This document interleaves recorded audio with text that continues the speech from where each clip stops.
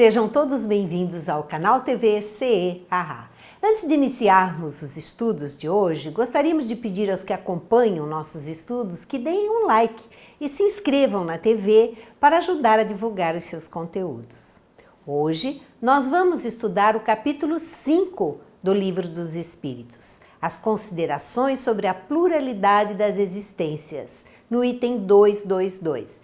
Não é uma pergunta, é um resumo que Kardec fez em relação aos ensinos dos espíritos com relação à reencarnação. E ele inicia o item 222 dessa forma. Não é novo, dizem alguns, o dogma da reencarnação. Ressuscitaram-na da doutrina de Pitágoras, que foi um matemático e um filósofo de 580 a.C. Nunca dissemos ser de invenção moderna a doutrina espírita.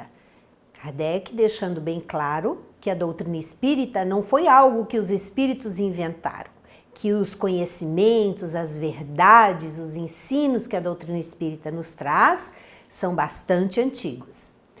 Constituindo uma lei da natureza, o Espiritismo há de ter existido desde a origem dos tempos e sempre nos esforçamos por demonstrar que dele se descobrem sinais na antiguidade mais remota.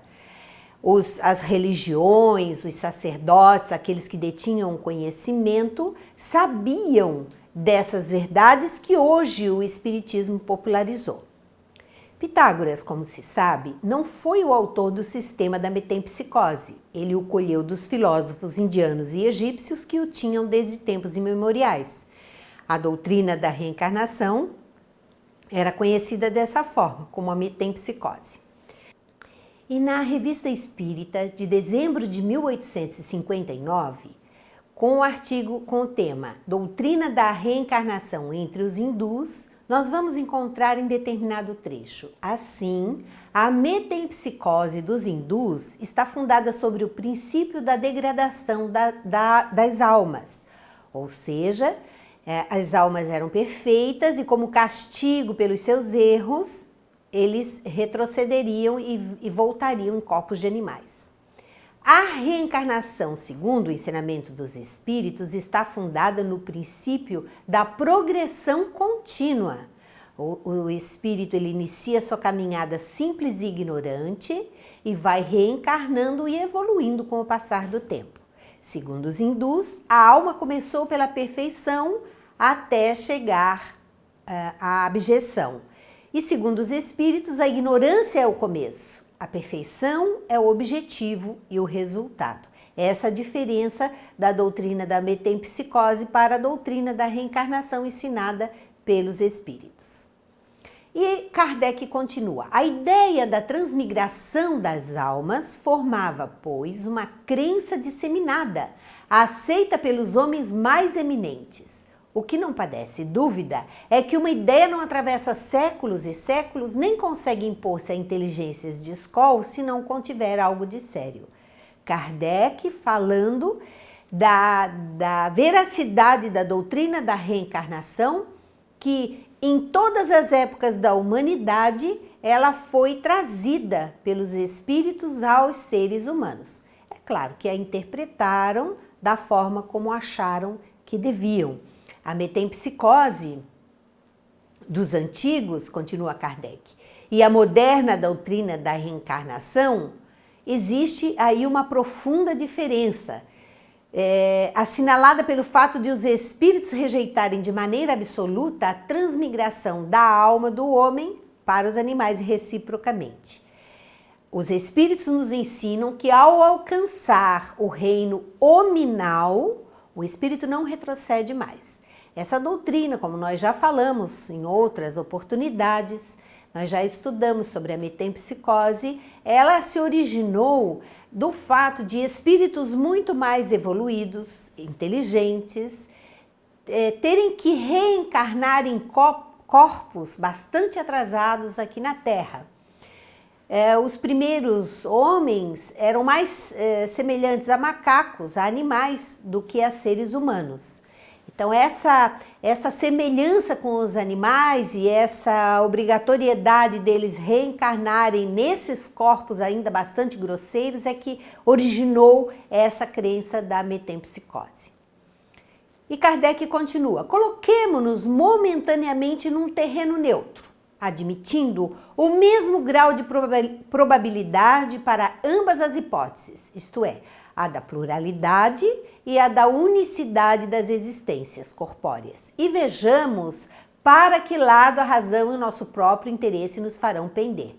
Ele vai começar a nos levar a refletir sobre essas duas hipóteses, a possibilidade de termos uma só existência e a possibilidade de termos várias reencarnações. Certas pessoas repelem a ideia da reencarnação pelo só motivo de ela não lhes convir. Dizem que uma existência já lhes chega de sobra e, portanto, não desejariam recomeçar outra semelhante. Para muitas pessoas, ter que reencarnar seria um grande, um fato bastante desastroso em suas vidas. Então, não lhes interessa, elas não querem saber e negam terminantemente a possibilidade de voltarem a reencarnar. E aí ele continua a reflexão. Perguntar-lhes-emos apenas se imaginam que Deus lhes pediu o parecer ou consultou os gostos para regular o universo. Uma de duas, ou a reencarnação existe ou não existe. Se existe, nada importa que os contrarie. Terão que a sofrer sem que para isso lhes peça Deus permissão. Essa reflexão dele é bastante lógica. As pessoas podem até negar, mas não poderão evitar de terem que reencarnar. Ao constatarem a sua realidade no plano espiritual, eles próprios vão pedir para voltar ao corpo de carne. Continua Kardec: nada lhes adiantará rebelarem-se. Quais crianças que não querem ir para o colégio ou condenados para a prisão passarão pelo que têm que passar. Todos têm que voltar. Todos terão que reencarnar. Até mesmo aqueles espíritos mais rebeldes, mais recalcitrantes. Aqueles que realmente não querem, muitas vezes estão se prejudicando e prejudicando aos outros. A espiritualidade convida, a espiritualidade dá um certo tempo para reflexão, para mudança de atitude, mas chega a um determinado ponto em que eles são obrigados a voltar, sim, a reencarnar. No tocante à reencarnação, não é tão terrível como a julgam. Se a houvessem estudado a fundo, não se mostrariam tão aterrorizados. Saberiam que deles dependem as condições da nova existência, que será feliz ou desgraçada conforme ao que tiverem feito neste mundo. Que desde agora poderão elevar-se tão alto que a recaída no lodaçal não lhes seja mais de temer. Porque todos tememos, antes de reencarnar, as nossas fraquezas de voltar a errar, de voltar a cometer os mesmos erros que fizemos em outras existências. No entanto, cada um é levado a refletir, cada um é trabalhado, cada um é envolvido pela espiritualidade amiga, recebe um espírito protetor, no sentido de ter a sua encarnação bem-sucedida. E só vai depender dele próprio de ser bem-sucedido nessa existência. Ele continua a reflexão: se credes num futuro qualquer, certo, não admitis que ele seja idêntico para todos. Ele continua a reflexão sobre a justiça divina e a reencarnação. Porquanto, de outro modo, qual a utilidade do bem? Se todo mundo fosse para o mesmo lugar, tivesse o mesmo destino, qual é a necessidade de fazermos o bem? Por que haveria o homem de constranger-se mesmo, de regular-se, de cuidar para não ter seus vícios, para não se deixar levar pelas paixões? Por que ele faria isso se tivesse uma só existência e todos tivessem o mesmo destino? Por que deixaria de satisfazer a todas as suas paixões, a todos os seus desejos, embora à custa de outrem, uma vez que por isso não ficaria sendo melhor nem pior? E na Revista Espírita, de junho de 1861, com o título A Intemperança, Felícia nos traz uma comunicação bastante interessante, é mais um conselho para aqueles que ficam, para aqueles que estão ainda nessa labuta da terra de encarnados. Em determinado trecho, ela fala assim: não é entre os apologistas da orgia, da intemperança, da devassidão, da volúpia, entre os que preconizam os prazeres materiais, que se podem aproveitar lições de melhoramento moral. As pessoas não vão melhorar pelo fato de seguirem o conselho destes seres que dizem que devemos viver a vida material aqui e agora sem se importar com mais nada e com mais ninguém. Sabei que se gastardes a vossa vida em loucos prazeres, que não deixam senão remorsos e o vazio no coração, não agis segundo os desígnios de Deus. E depois ela continua essa comunicação, nos alertando, nos aconselhando que o nosso destino só depende do que fazemos aqui na Terra. E que não é dando vazão às nossas paixões, não é dando vazão àquilo que nós temos de pior dentro de nós, que nós vamos alcançar a paz e a felicidade. Muito pelo contrário.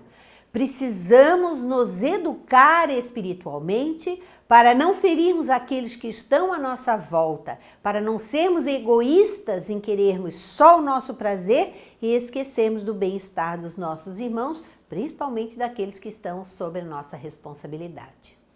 Kardec continua: credes, ao contrário, que esse futuro será mais ou menos ditoso ou inditoso conforme ao que houverdes feito durante a vida, e então desejais que seja tão afortunado quanto possível, visto que há de durar pela eternidade.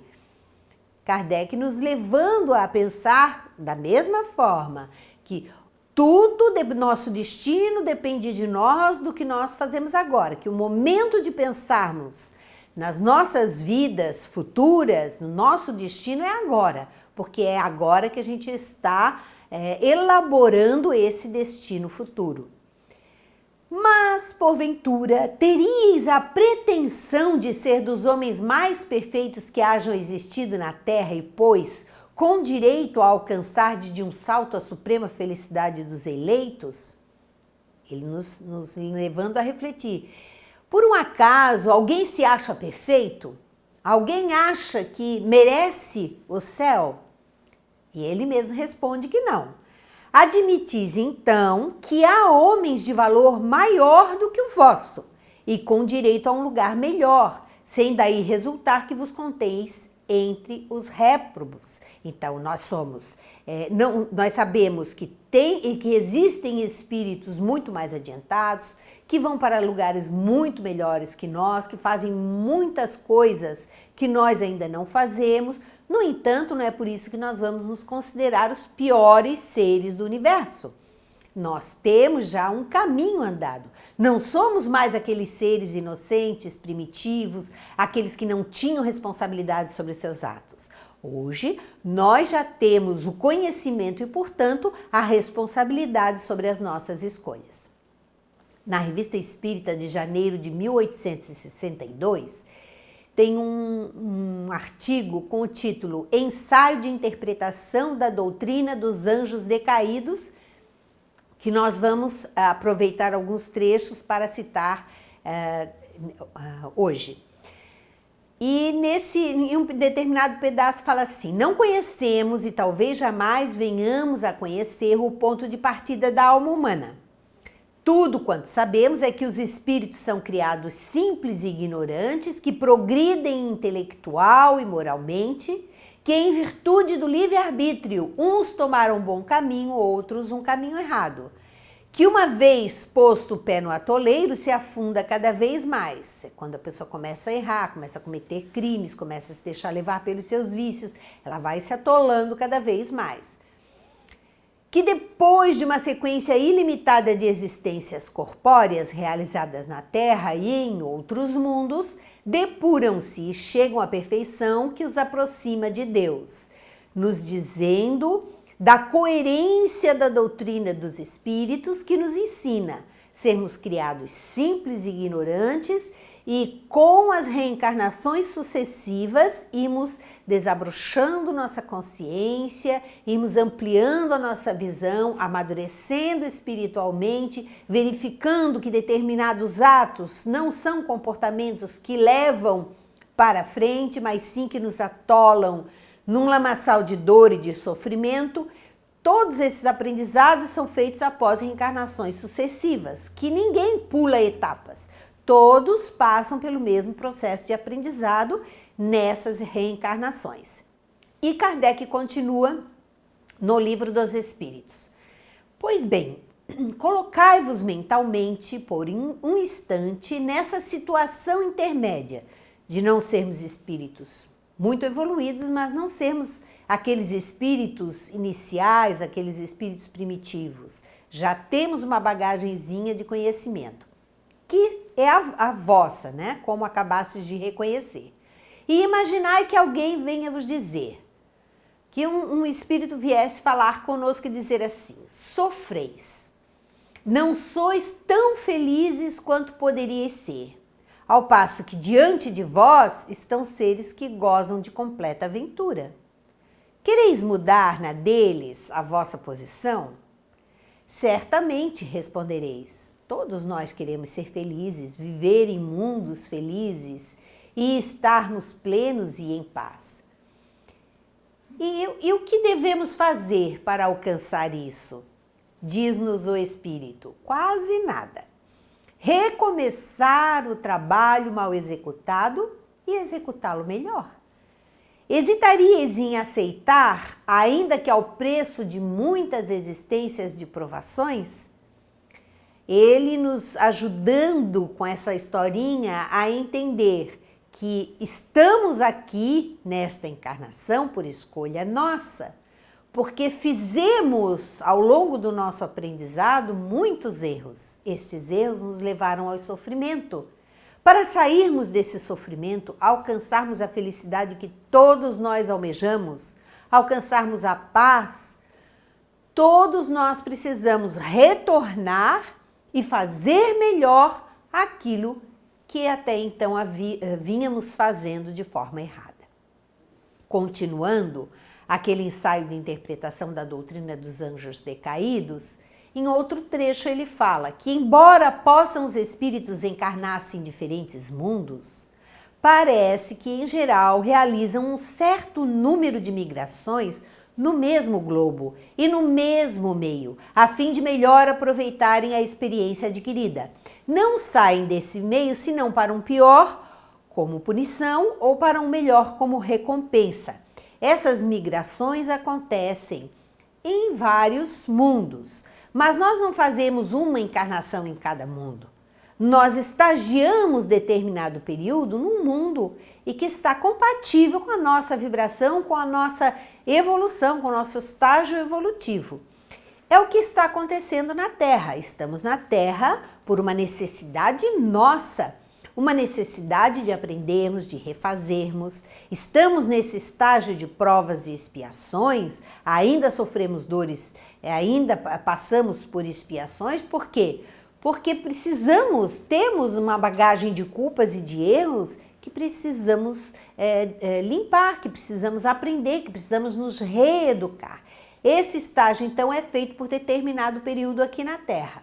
Mas chega um ponto, como a Terra chegou agora, de transição, em que esses espíritos que estão na Terra serão selecionados.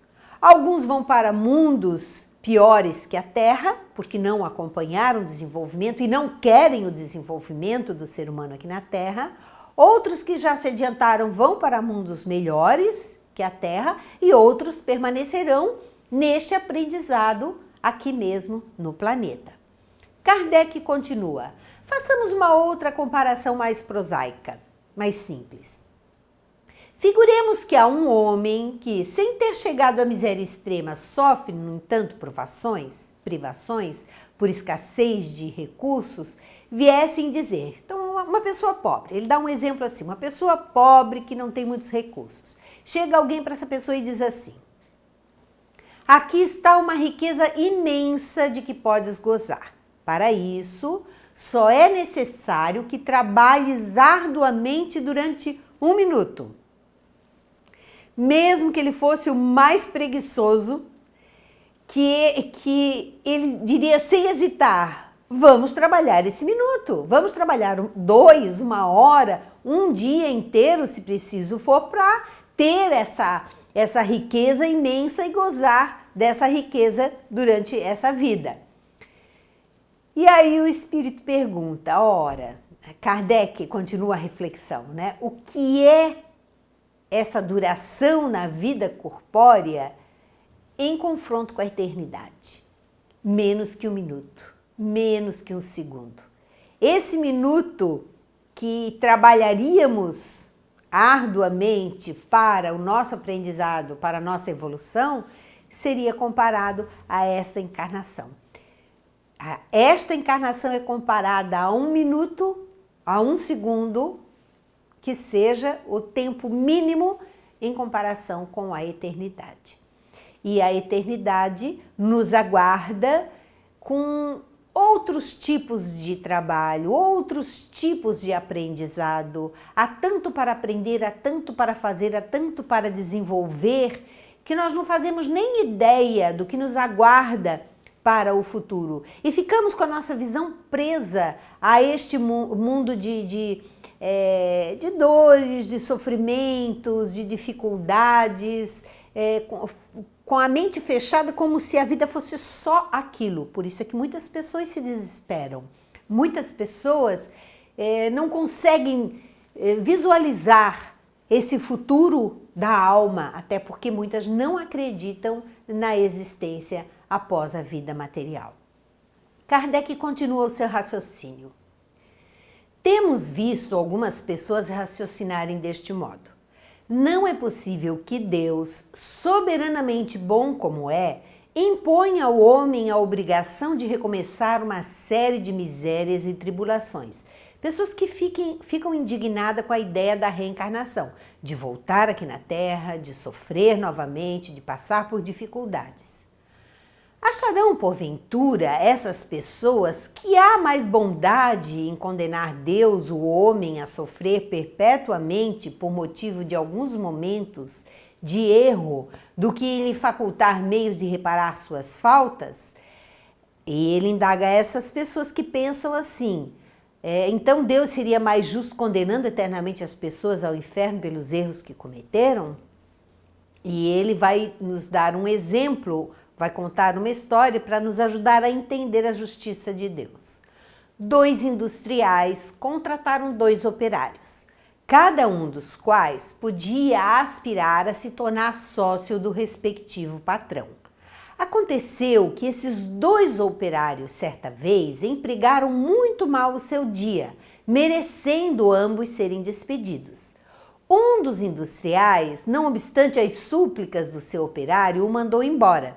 E este, não tendo achado mais trabalho, acabou por morrer na miséria. Os 2 empregados erraram e um dos patrões mandou embora, ele ficou na miséria e acabou morrendo. O outro patrão disse ao seu operário, perdeste um dia, deve-me por isso uma compensação. Executaste mal o teu trabalho, ficaste a me dever uma reparação. Consinto que o recomeces. Ele deixa ele recomeçar o trabalho. Trata de executá-lo bem, que te conservarei ao meu serviço e poderás continuar aspirando à posição superior que te prometi. Será preciso, perguntemos, qual dos industriais foi mais humano? Dar-se-á que Deus, que é a clemência mesma, seja mais inexorável, mais inflexível do que um homem? Ele falando sobre a justiça de Deus. Qual dos 2 foi mais justo? Qual dos 2 patrões foi mais justo? Aquele que deu uma chance para o que errou recomeçar. Por que Deus faria diferente? Por que a justiça divina seria diferente? E ele continua. Alguma coisa de pungente, de comovente, de triste há na ideia de que a nossa sorte fique para sempre decidida por efeito de alguns anos de provação, que aquele que errou aqui na terra vai para o inferno, está decidido e não tem como mudar essa situação. Ainda quando de nós não tenha dependido atingirmos a perfeição. Ninguém atingiu a perfeição ainda para dizer que vai passar por uma existência sem errar. Ao passo que eminentemente consoladora é a ideia oposta, que nos permite a esperança. Nos consola muito mais sabermos que poderemos retornar, que poderemos resgatar os nossos erros e assim nós estaremos aprendendo, nós estaremos nos esclarecendo e nos desenvolvendo espiritualmente. Em outro trecho daquela mesma comunicação da Revista Espírita de janeiro de 1862, eles nos falam assim: se nos reportarmos ao que dizem os espíritos pelos médiuns de todos os países, estaremos próximos da realização dos tempos preditos, de uma época de renovação social, isto é, de uma época dessas grandes emigrações dos espíritos que habitam a Terra. Então, em 1862, os espíritos já diziam que nós estávamos próximos desse momento de transformação da Terra e desta imigração em massa dos espíritos que não querem acompanhar o desenvolvimento da Terra. Que os tendo enviado para cá a fim de melhorarem, Deus os deixou aqui o tempo necessário para progredirem. Muitos espíritos tiveram o tempo que precisavam para progredirem aqui na Terra, para se melhorarem, para despertarem da sua rebeldia, da sua situação inferior.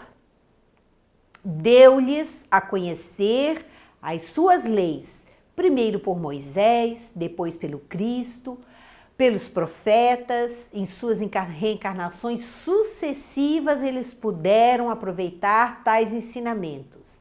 Deus sempre enviou missionários em todos os povos, em todas as culturas, para despertar a população da Terra.